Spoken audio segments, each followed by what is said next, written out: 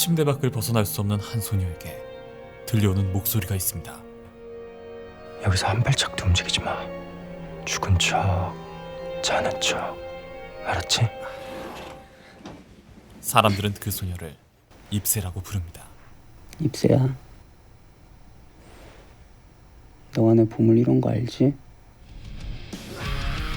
입새야, 입새야, 나 너 도와주러 온 거야.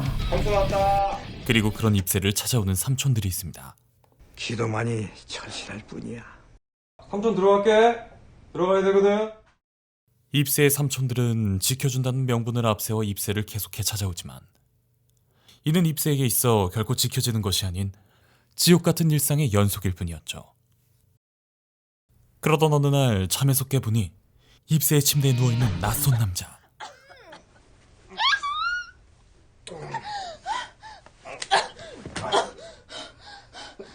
어딘가 좀 이상한 입새의 진짜 삼촌이 나타났습니다.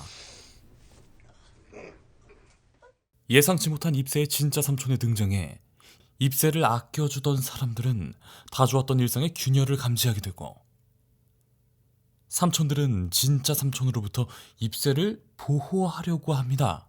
이분이 뭐 자연씨 겁주고 내쫓았다는데 그렇게 폭력적인 모습 보이시면 서로가 좋을 게 없는데.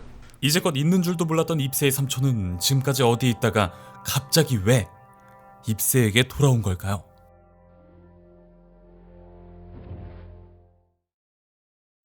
식물로 둘러싸인 방 안. 심리적 외상으로 다리를 쓸 수 없게 되어 식물인간처럼 사는 19세 소녀 입새가 있습니다. 언제부터인지 정확히 기억이 나질 않지만 그 언젠가부터 나는 이 침대 밖을 벗어날 수 없게 되었다. 입새의 집 창문으로 드나드는 학생들에게 그저 이곳은 그들의 연습실이자 예쁜 보물 1호 식물이 사는 그들만의 놀이터로 전락해버렸고 입새는 침대에 누워서 들판에 아무렇게 펴버린 식물처럼 위태로운 일상을 보내고 있습니다. 여기서 한 발짝도 움직이지 마. 죽은 척, 자는 척. 알았지? 사회복지사 자영의 도움으로 하루하루 목숨을 이어오고 있지만 그마저 도움이 아닌 그녀의 폭언과 폭력의 손길로 입새는 오늘도 시들어갑니다.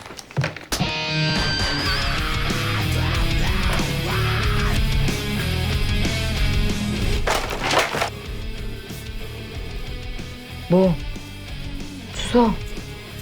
주워봐. 지 코앞에 떨어지는 것도 못 줍는 주제에. 단 그녀의 선임 사회복지사 김 과장이 없을 때만 말이죠. 김 과장 역시 입새를 삼촌으로서 보호해준다는 명분으로 호시탐탐 입새를 엿보는데 김 과장님.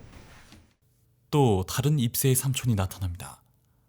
바로 입새를 어릴 적부터 지켜온 조강식 목사. 조 목사는 입새를 위해 그 누구보다 간절하게 기도해주는 삼촌인데요. 생명의 주 주님, 주님은 따스한 햇살을 비추시어 새싹이 돋아나게 하고. 제가 며칠간 선교 활동을 다녀올 예정입니다. 그동안 부디 우리 입새 잘 좀 부탁드리겠습니다. 하지만 조광식 목사는 외부 선교 활동을 하기 위해 잠시 입새 곁을 떠나게 됩니다. 입새의 어두운 밤마다 찾아드는 악몽과 같은 목소리.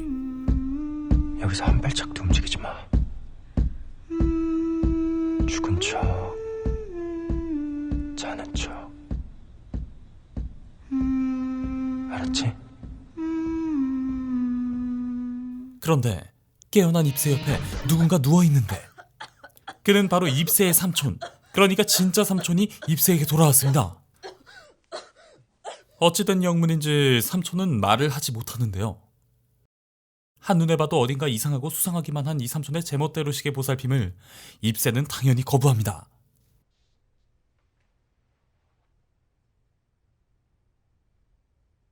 그렇지만 삼촌은 묵묵히 입새를 식탁에 앉혀 고기를 주는데요.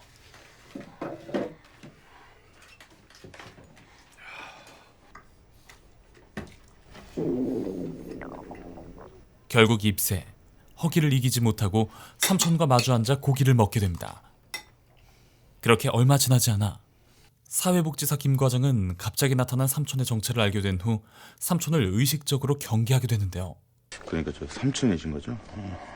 진짜 이제 삼촌이 오신지 몰랐네. 얼마 전에 저 출소하셨다고. 맞나요, 강간살인죄? 아, 우리 입사는 얼마나 든든하겠어. 뜬금없이 저 삼촌분이 생기시고. 강간살인죄로 수감되었던 삼촌이 출소하자마자 입새 앞에 나타난 이유가 궁금하지만 삼촌은 그 어떠한 질문에도 대답을 하지 않습니다. 삼촌의 서툴고 거친 보살핌에 입새는 삼촌에게 동요되고 점차 마음의 문을 열기 시작하는데요.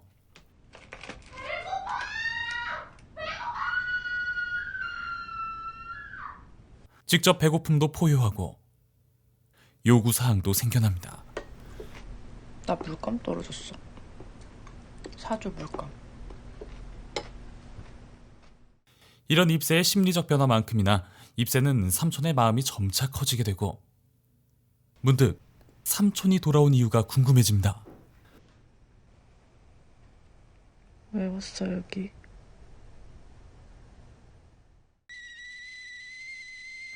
하지만 진짜 삼촌이 나타나기 전까지 입새를 가졌던 가짜 삼촌들은 자신들의 입새를 되찾기 위해 입새로부터 진짜 삼촌을 떨어뜨리려 합니다.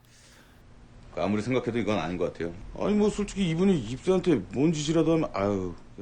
식물처럼 아무 소리도 지르지 못하던 입새는 처음으로 삼촌들 앞에서 목소리를 냅니다. 아무튼 저희는 이분이 여기서 안 나가시면 가지 마. 가지 마. 하지만 삼촌은 다른 삼촌들에 의해 조금씩 내몰리게 됩니다. 이번엔 경찰 차경희 삼촌이 입새의 삼촌을 찾아옵니다. 입사형 삼촌 맞으시죠? 그리고 삼촌을 협박하죠. 입새에게 삼촌의 끔찍한 과거를 모두 알게 하라고 말이죠. 두 분이서 정 함께 하고 싶으시다. 입새도 알아야 되지 않을까? 삼촌이 자기 엄마를 강간하고 살해했다는 거.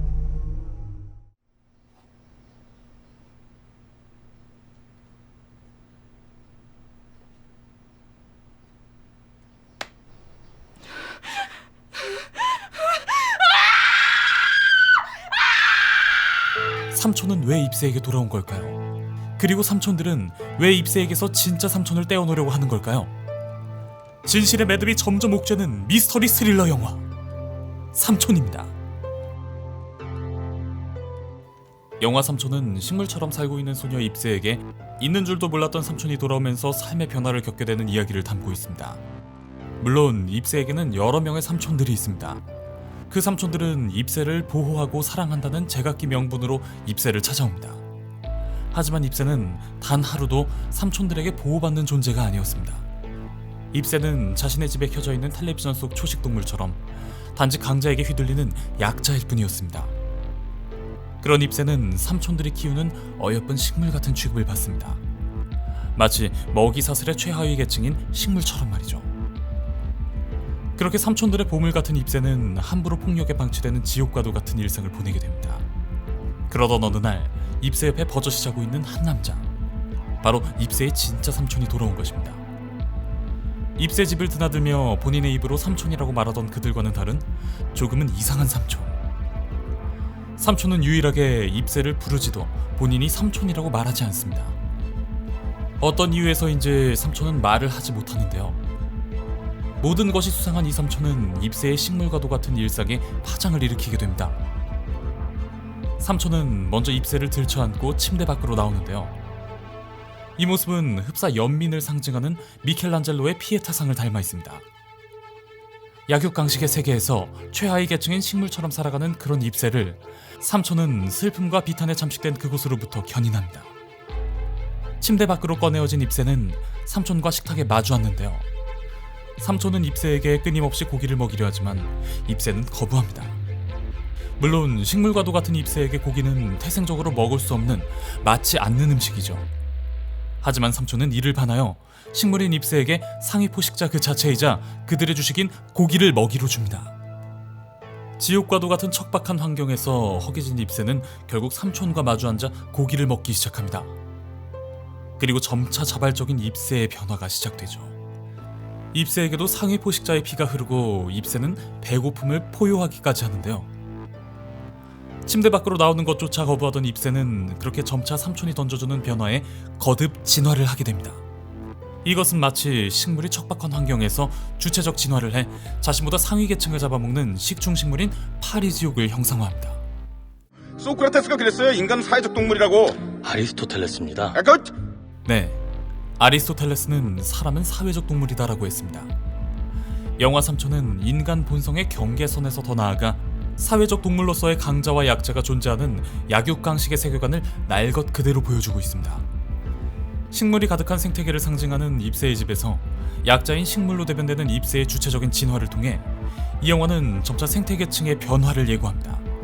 특히 영화 후반부 잎새의 달라진 외모는 식물과 같은 인간에서 주체적으로 진화하게 된 잎새의 변모 과정을 드러냈다고 할 수 있는데요. 이런 잎새의 진화는 이 영화에서 가장 눈여겨볼 만한 관전 포인트라고 할 수 있습니다.